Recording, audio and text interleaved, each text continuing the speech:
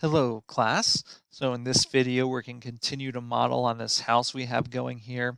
I think in this video, I'm just going to work on some of the other bigger scale details, not doors and windows, which I'll probably save for the next video or one of the last ones anyway in the basic modeling forms.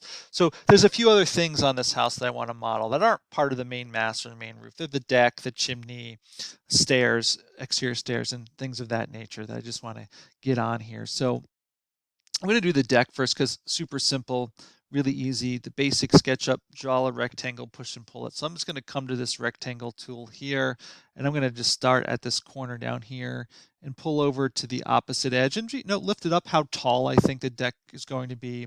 Again, we're sort of sketching, we're just estimating, we're eyeballing, things like that. So I'm going to pull it out. However deep, again, you should need to be. It's going to probably be approximately the depth of the roof, so I can actually snap to the roof edge to make it extend out that far.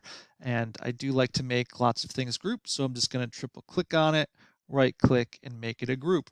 And then I've got this sort of exterior chimney in this location here, so I'm going to draw that next. Again, in sketch form, I'm just going to take the rectangle tool and I'll start it. It's approximately centered. I could always move it later. What I might do in this case, I could draw it in place, but maybe I'll say, you know what, footprint wise, I think this looks about the right shape. And what I can do is I'll push pull this up. You can always change things later. I know I want to be taller than the roof by a couple feet at least. So I'll sort of mass it out over here, get my arrow, triple click, and right click to make it a group. And then I'm just going to move this into place.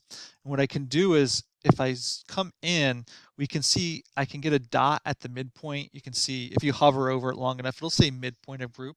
So I can click that midpoint there, and then I can click the midpoint on my on this deck as well to make sure it's sitting in the center. See if we can find it. I'm pretty sure I didn't line it up, so I just got to find it. There we go. It's right there. Just took me a second to find it, and that's okay. So now it's sitting in the center. Now I don't want it coplanar, so I'm going to just move it again. That was just to match the center points. So I'm going to click off to the side. You can click anywhere. I'm going to move it left. Make sure I'm getting that little red arrow down there, just so that that chimney is about halfway through the roof and the deck, just like that. So it sits out there just like that. I have that form on there. Now I've got one here as well, which actually sits up above the roof as a flat area. I probably should have, as I'm thinking about this, I probably should have made this a separate form so I could have done exactly what I just did to that chimney over here, but I didn't, so I gotta go correct it. Totally fine. So I gotta actually have to go to this main mass here and double click to enter it. I suppose I could, one thing I could do is I could just take it and push pull. I could push pull that just closed again, just like that, so it doesn't exist. Exit outside the group, come back to my arrow on the outside of the group and redraw this form back in. We can see I drew out to the green line. Now I want to draw over to the red, and I'm going to hold shift so I lock into the red, and I'm going to snap to the length because I know it wants to be right to that position there. And then I can click back to this corner and click around again to get a new form there. Because now I can simply just raise this straight up, again being a couple feet above sort of the highest part of the roof. And in my case, I even, sort of a minor detail, I'm just going to push it to the inside a little bit just to integrate it with form. Now the inside of this form is not going to be looking completely correct because it's not going to have that thickness all the way through the rooms and whatnot, but we're only worried about the exterior of the model, especially so early on. So I got that second mass there. Took a little editing of my original work. No problem. Go back and do that. You change things, you move things. There's 100 ways to do it. I could have fixed that form right in that model if I wanted to with a different way, but it might have taken longer, whatever you're comfortable with there. So I'm just going to triple click on that form, make it a group as I always like to do. And I think for this step, the last sort of main sort of big element that I don't have added here is the little porch area, front porch here with the little roof. So I just had a couple steps in the design.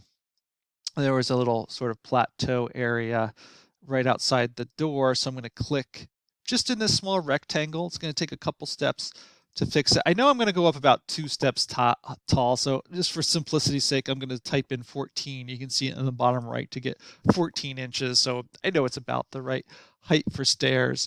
But I do want it to come out. I want to give myself some room. In fact, I think in the original design, I even pushed it out further than this guy. Possibly I aligned it with that bay. So if I click over there, we can see it comes up in alignment there. And to have some, I don't like things go planar. I like when things sort of notch into each other. So I'm just going to eyeball it over to the right a little bit that way and eyeball it over to the left a little bit that way, and it gets sort of locked into all of these forms, and that's my main platform for the stairs. But I know for 14 inches, I'm going to need at least one more stair there. So I'm just going to take my pencil tool, snap to the midpoint line, draw a line across this way.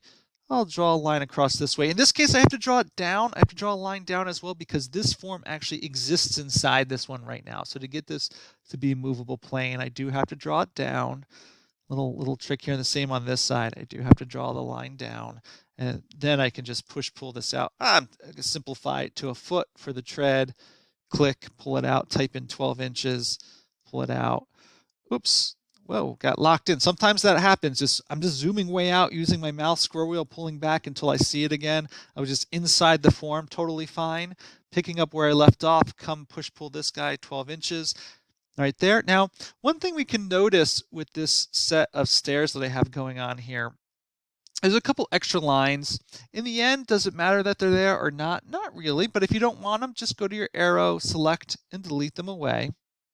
Okay, perfectly fine. I also noticed there's a couple spots where maybe I want a line. It'd be interesting to see like this line here. I don't have them. Does it ultimately matter whether they're there or not? Probably not. But if you want to see them, I can always draw them in with my line tool here, here, and here to finish off the line. So again, the reason why this line doesn't exist is because this plane is existing inside the house. And if I wanted to delete it, if I was developing an interior model, then I would need these lines because then I could delete these things away. But that's a lesson for another day. In fact, I have videos on just how to do interior modeling most efficiently as well. So there we go. There's the steps. And basically the last thing to do is add a little roof component for this guy. So I'm actually going to triple click the steps, make that its own group. And I'm going to start by, I think, drawing a rectangle. I know I want it to be about the same size as that platform. I'm going to draw it here. I'll correct it later. But I'll just double click just to select the single plane. And I'm going to move it up. Now, move it up, making sure you see the blue line with your cursor about halfway through that form. That's right there to get the roof. And then push pull this guy, just a little bit of thickness. And then I can press escape to deselect that surface. So I can select this one and just pull it this way to align with that edge of the stairs. This one already is because that's how I drew it. But there we go. That's the roof of that form. I can go to my arrow, triple click in that case and make group. And with that, I'm going to call this sort of the basic form of the house is all worked out. Each individual component is in different groups, which is nice. Not worried about materials. That will definitely be in a later step, probably even for a different week. If you're following along in the class that I'm teaching, it might be a different week, depending on how things ultimately go. But your basic form is done here. Again, this stretch thus far was really to show you how to do basic rectangles in push pull and use the move tool, rotate once in a while, to quickly mass out a form. Is it the perfect shape for the house? No, but it's pretty close. And it gives you the visual to know what this house should look like. And that's where really SketchUp is a great tool to just get an idea of how things are going. So at this point, I would say, if you're not happy with the form of your house, this is a great time to pause and just work on it, just using these basic tools. Double click on a group to enter it, push, pull, or move, or rotate things as needed to get the form the way you want, the way you think it should be. And when you're ready with that, we'll pick up in the next video. We'll just start to look at how to do some doors and windows and things like that.